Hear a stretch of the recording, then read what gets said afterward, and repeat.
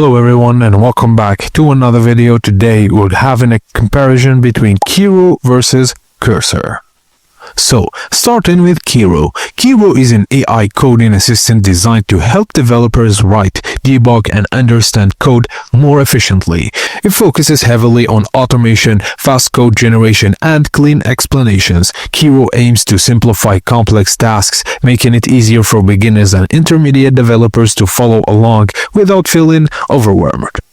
It is strong at step-by-step code explanations, helps rewrite or refactor code quickly and easy for beginners to understand.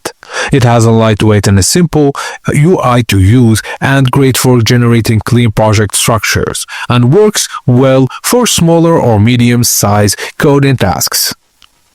So, Kiro is best for students learning coding, beginner, intermediate, developers, anyone who wants simple fast code help, and users who don't need deep integrations or heavy tools.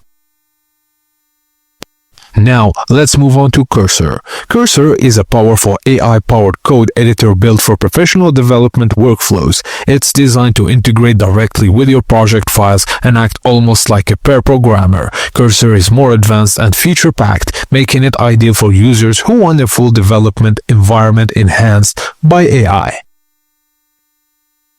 You can have real-time AI coding inside the editor and a strong debugging and multi-file editing. Also, you can modify entire projects at once, and it's perfect for building large apps like React, Next.js, Node.js, etc., and has a deep integration with GitHub and VS Code-like features. It's great for developers who want productivity boosts, and it's best for professional developers, users building large or complex software projects, anyone wanting an AI VS Code experience, and teams working collaboratively with version control. So, without further ado, which one you should choose? So, choose Kiro if you want a simple, quick, easy to use AI for coding help, or choose Cursor if you want an AI-powered code editor to build full projects professionally. And that's it guys, as simple as that. I hope you enjoyed this review or this comparison. Thank you for watching, and please don't forget to like and subscribe for more tips and tricks like this.